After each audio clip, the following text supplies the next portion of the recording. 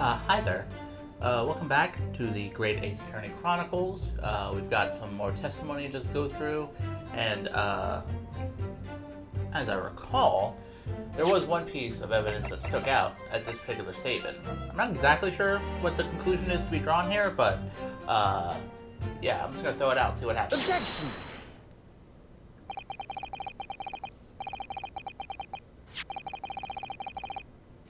The day before the incident, exactly 1 week ago now, this note was delivered to your address. And upon carrying out the instructions in the note, you found yourself in hospital. Ah, yes, I did. Oh, it's terrible, everything that's happened to me.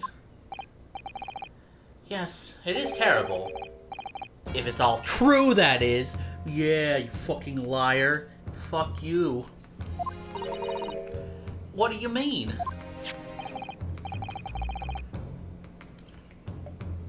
Miss Green, have a look at this, please. It's a torn-off end of an envelope. Oh? Is it? And it so happens that it fits together perfectly with the envelope of the note that you received. Where did you find that? In Mr. Shanspeare's room. Eh? In my room? Mr. Shanspeare, do you perhaps remember this note from somewhere? Well... Your actions that afternoon followed the instructions in the note to the letter. Come to the Slug and Salad on Briar Road at 5 p.m. on the 17th. And so that's exactly where you went. Let me ask you again, Mr. Shanspeare. You already knew about this note, didn't you? It seems like you might have, in fact. I've known about that. And you, Miss Green? What did I do? As this torn-off envelope end of the envelope proves, the note was originally in Mr. Shanspeare's room. So how is it that it came to be in your possession? I don't have the first idea. I'm just a fledgling artist after all. There's only one explanation. You broke into Mr. Shanspeare's room and stole it. You did what? Sorry? Thou hast what? You broke... I mean... Thou were in my room?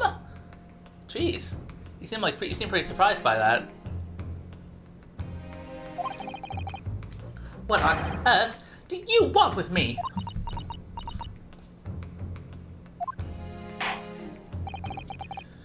Well, it would seem both witnesses need to testify again.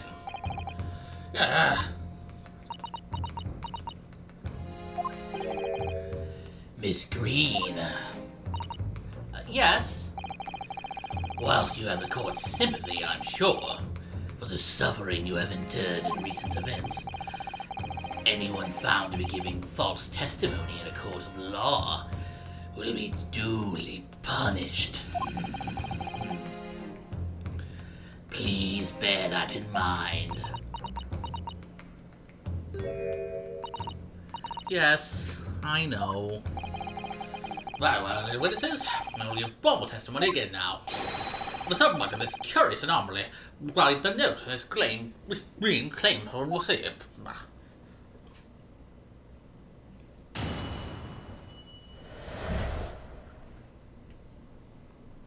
The anomaly of the note. I do remember now. 'Twas a week ago, peradventure, that note was delivered unto me. On the day written therein, I did tarry a long hour at the Slug and Salad, yet nobody came. Thereafter, on the evening I shared the company of the Japanese fellow, I did see the note had vanished. I don't know what you mean. You think I snuck into this man's room, do you? Why would I? I can point out the villain here. As for that torn-off piece of the envelope, I don't know anything about it. I mean, I guess you already are pointing out the villain, but still. Maybe you're both evil. Did you ever think about that? You now plan to receive this letter, do you, Mr. Chancellor? Ah, faith, 'tis so, my lord, and I would swear to have set it upon the table of my humble lodgings. Yet, 'tis clear to me now that since I returned it from the tavern that night, I have not laid eyes upon it.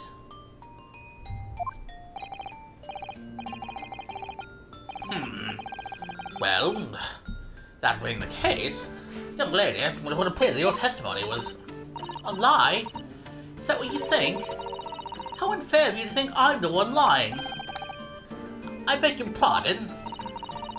I'm just a fledgling artist, as I said, and fledgling artists don't lie. I feel like that's not something that's admissible in a court of law. That note was delivered to me at my address. Besides, we all know who the liar around here is. If that's true, Miss Green, how do you explain the facts?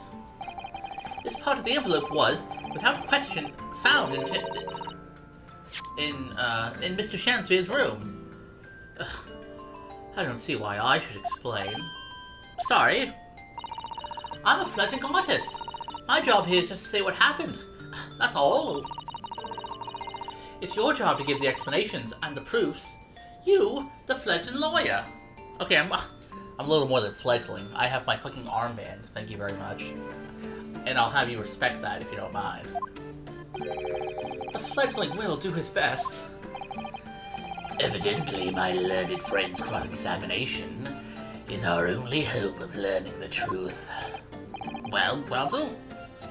Yeah, I mean, it's not like I wasn't gonna. I'm ready, my lord.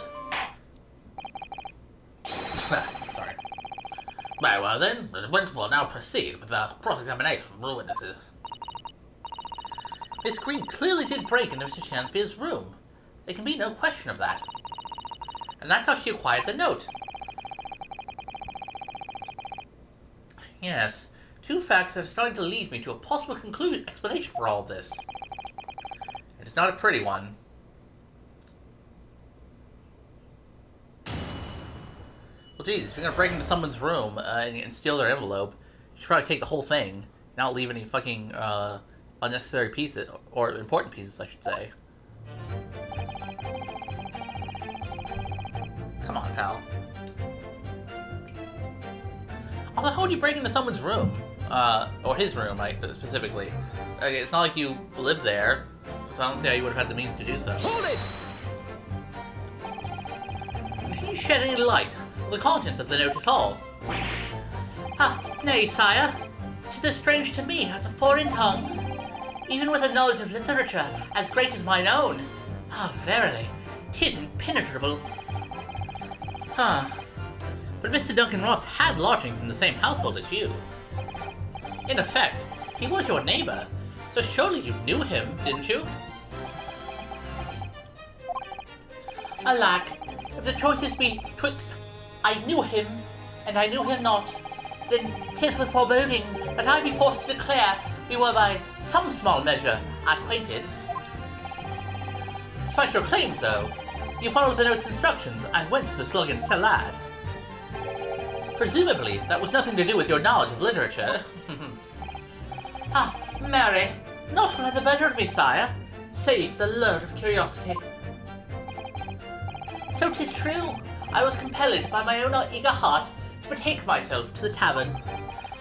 Yet in the end, my curiosity was not satiated.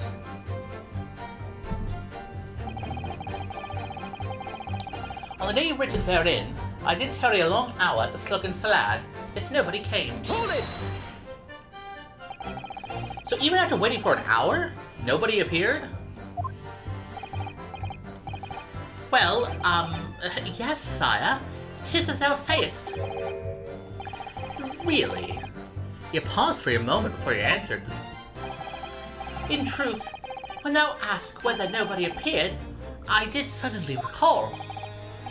Really? Do you mean to tell her the court that somebody did appear after all? I was not alone that night at the Slug and Salad, my lord. No, 'tis returned to me now. I did treat my lips to almost clear water, and mine innards to a premium crust of bread. and all around me danced a great many companions. What do you mean? I mean, it is a... Oh. I thought... well, I was gonna say, I mean, it's a pub, so, I mean, you would assume there would be other people there besides himself, but, I guess it's something else. Flies, sire. Flies. Good Lord. In the name of Beelzebub, what were they? Fairies, perchance? From a midsummer's night's dream, come to taunt me. I don't know about that one. I think they were just flies. I can't help thinking that the flies have to choose someone more wholesome to buzz around. Is that wrong of me? Thereafter, he shared the company of... Oh, okay. So before you were poisoned, the note had been taken from you. Hold it! I see. When exactly did you notice it had gone missing? Ah, such idle thoughts narrowly occupy my mind. I am busy with greater ideas. In other words, you didn't notice. Several days passed between your outing to the tavern and Mr. Natsume's visit to your room.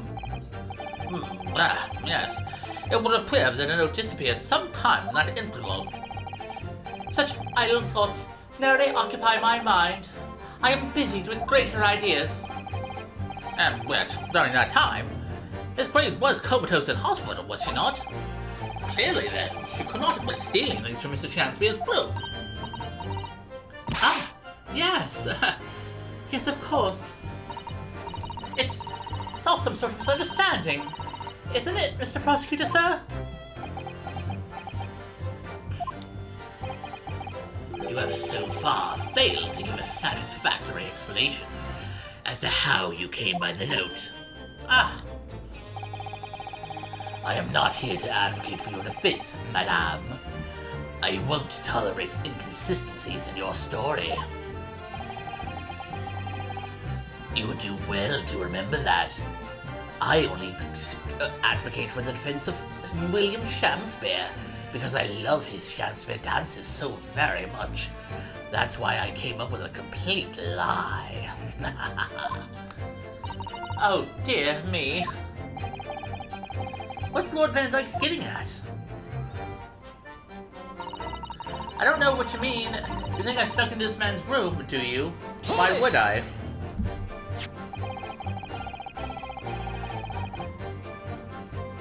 It seems that this note was actually delivered to Mr. Shakespeare about 1 week ago. Oh? Does it? But for some reason, it ended up in your possession. I can't think of any way that could have happened except for you breaking into Mr. Shakespeare's lodging. Objection! But for what reason would the witness have done that? Ah, I won't deny that Miss Green's possession of the note would appear to defy logic. However, until and unless her involvement in this case can be proven in some other way, any further pursuit of this note is meaningless. Miss Green could only have come to be in possession of the note by stealing it from Mrs. Shakespeare's room. And yet there's no obvious reason why she would have done such a thing. What if there was some other reason she broke into his lodgings, though? Yes, we should pursue that idea, Mr. Naruhodo. We're close now. I can feel it. We're so close to a breakthrough.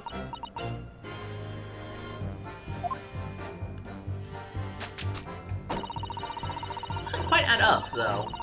But, well, at least it doesn't add up in my head yet, anyway.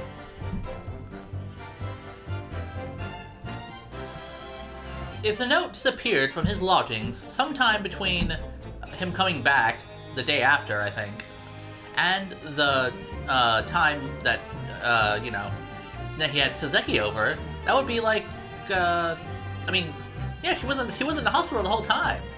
So I'm not sure when she would have had the opportunity to steal the note. Unless it was like weeks ago or whatever, but I don't think. I mean, the initial delivery of the note was only about a week ago. Hold it! I don't know. It's tricky dicky business, I suppose. So you don't want to tell the court the truth about the letter, is that it? I'm a fledgling artist, remember? Artists are nearly always introverted characters. Introverted? See, this fledgling doth readily cast aspersions about my nature. Yeah, I mean, I wouldn't say Shakespeare seems especially introverted. And he's definitely an artist of some kind. Yet I am an angel, a seraph. Birds do harmonize with my song. The wind doth frolic on my wing. Oh pity, wherefore dost thou accuse me? Accuse one so pure of heart, ample woman. God, look at that fucking dance, man. Oh my god. I tell you, man, those dances, they tickle me, you know? They really do. I could watch this, like, all day long. Pure of heart? I don't think so. Even a fledgling like me can see you're just a failure. Jeez, man, that's a little rude. Tragedy! Thou shalt not know the true heart of an artist until thine instruction hereafter by death. Oh, the days, the years, alas, to enlighten me. Alas, to enlighten thee, thou must wait so long and in vain. Sorry, what the fuck? What does that mean? Thou shalt not know the true heart of an artist until thine instruction hereafter by death. Oh, you're saying she wouldn't know what it means to be an artist until you die. I guess. Also, look at another dance. She has like multiple dancing animations. It's hilarious. I could watch this one all day long too, honestly.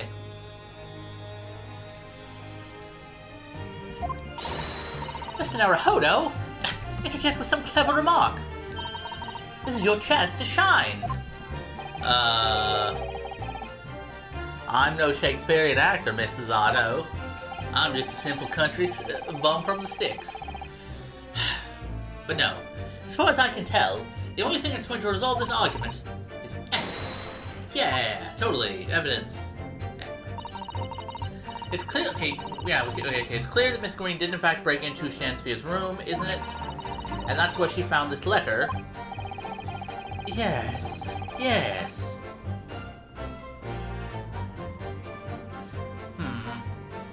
Yes, two more or less foregone conclusions that lead me to one terrifying conclusion. Terrifying? Yes, I'm afraid to say that the outcome of this cross-examination may well change how we look at this case completely.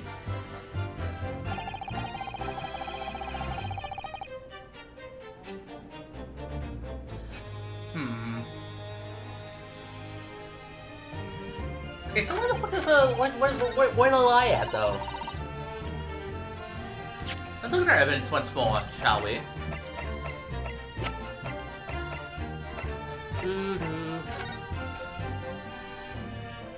Let us check it in on this capital offenders file, by the way.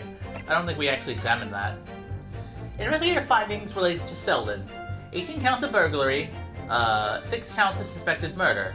Died of natural causes whilst in prison, his final moments witnessed only by his cellmate. The estimated £1,000 of loot he stole remains unrecovered.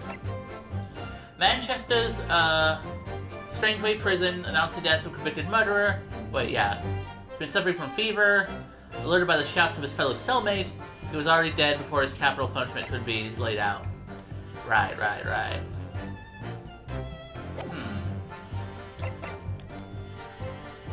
Let's see.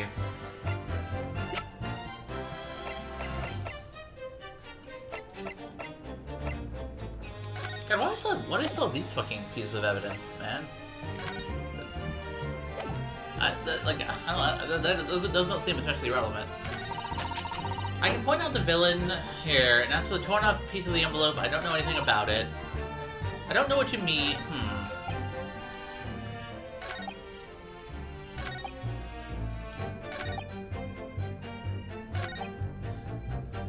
Okay, I feel like these 3 statements from Shakespeare are, like, fine, realistically. So, let's see. You think I snuck into this man's room? Why would I? I can point out the villain here. Okay, I think I should probably go for here is to prove why she would have had a reason to sneak into this man's room. So what can we present that would do that?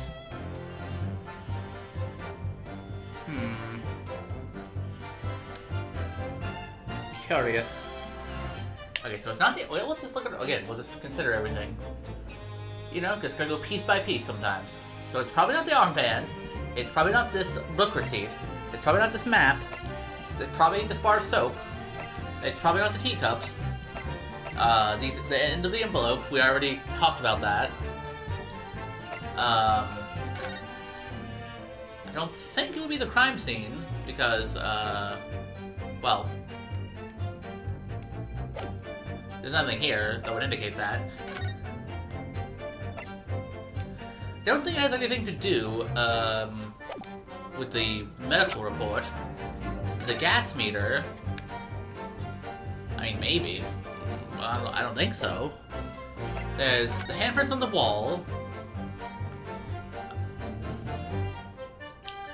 Don't necessarily think that's relevant. There's a picture of our boy Garadeb and Duncan Ross. Then there's the poison. Le Poison. And then there's the capital offenders file, and then the original card, the envelope itself, which I don't think is... I don't think we would present that 2 times in a row. So, yeah, when you think about it like that, I think the only possible good, like, solid evidence would be this card, or this print, rather. So, yeah, we'll just throw it out there. Wait, I was wrong? God damn it. I was pretty sure about that one. I even did the process of elimination and everything. My lord! They're clearly ground... Yeah, okay. I'm sorry, Council, you're a stupid idiot. Go fuck yourself. Well, you know, fuck yourself too, pal. I was just playing a devil's advocate. Mess. You do appear to have something of the devil in you, Mr. Naruhodo. Okay, fuck you, man. This doesn't mean merely dishing out penalties. Yeah, fucking drag his ass. I don't know what you mean. You think I snuck into this round? Yeah, well, we know what they say. I don't think this is it, because, like, I don't think we can present something that would prove that she would know about the torn out piece of envelope, or whatever, I don't think. So, like,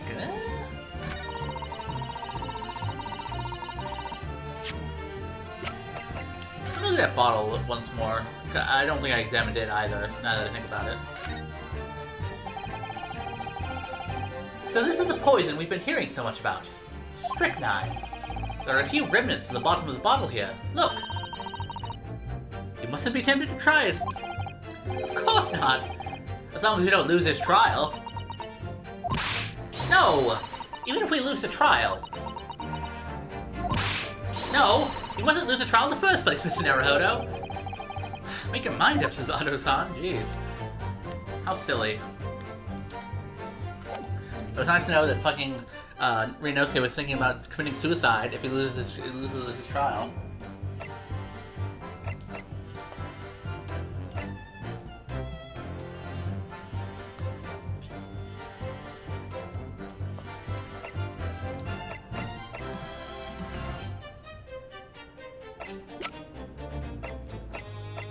Well then, I don't fucking know. I'm not a fucking...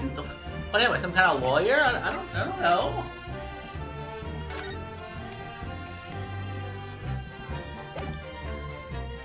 Why would I sneak into fucking William Shakespeare's room?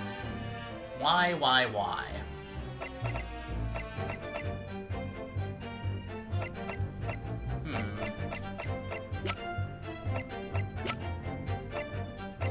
Wait just a diddly darn second. Why would someone sneak into someone's room if they had, you know, without a good reason, right? Maybe it's related to the bottle of poison that was in Miss Green's possession. After all, she was the one who had the poison of strychnine, which was the Shakespeare poison. He was poisoned with strychnine, was he not? That he was. So, yeah.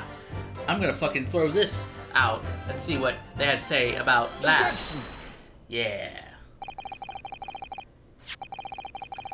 Yesterday at the hospital, we saw you with this bottle.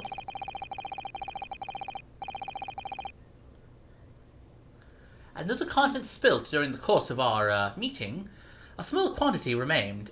Remained. Ah. According to the defense's independent analysis, Mr. Shoulder's chemistry said, the liquid that was still in the bottle was identified as strychnine. What? Strychnine? The very same poison that afflicted Mr. Shamsmere. Aha! Miss Green, he broke this man's lodgings for one reason and one reason alone. To cover the end of the pipe that feeds the gas lamp in Mr. Shamsmere's room with poison. Oh damn, he's giving you the fucking dirty eyes. The evil eye. Can this be? I mean, we did call her in on the assumed purpose that she was the real culprit, so I kind of assumed we were going to get here eventually. You broke into my room It may seem incredible to the court, but from the remaining clues, there's only one logical conclusion that we can reach. The person who attempted to take Mr. Shamsmere's life with poison was you, Miss Olive Green. Oh dear. Oh dear. Oh dearie. Oh Jesus Christ, she's dead. Oh fuck.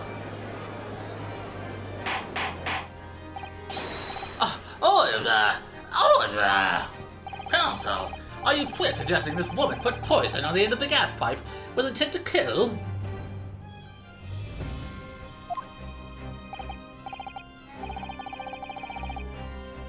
Yes, my lord.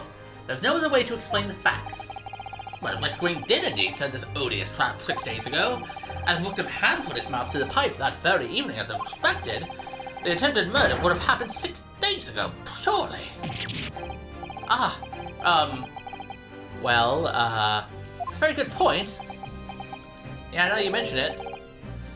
Perhaps not, my lord. I beg your pardon. There was a significant police presence in the area that evening, on account of the incident on Briar Road.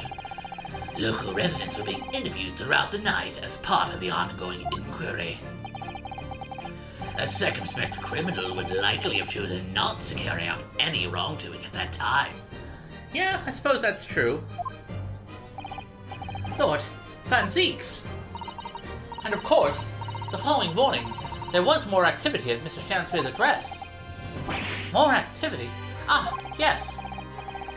You mean his fellow lodger, Mr. Natsume, being arrested on suspicion of murder? That's right. And as the defense has already proposed, Mr. Shamsmere was meddling with the gas in the pipe for a very sinister reason himself, to cause a gas stove in Mr. Natsume's room to go out, thereby asphyxiating the occupant. But once Mr. Natsume was been arrested, his room was under constant surveillance by the police. In the circumstances, Mr. Shamsmere had no reason to blow air to the gas pipe. His intended victim being in a prison cell. Yeah, fair enough. With the need to tamper with the gas removed, the poison on the gas lay dormant. And then, 3 days ago now, the situation changed again. Right, Mr. Natsume's trial, which took place here at the Old Bailey, came to an end. The prowler which the man stood accused of stabbing Miss Green in the back, but was duly acquitted. That resulted in Mr. Natsume returning to his lodgings for the first time in 2 days. And that very night, his gas stove mysteriously went out, and Mr. Shamsmere was mysteriously poisoned.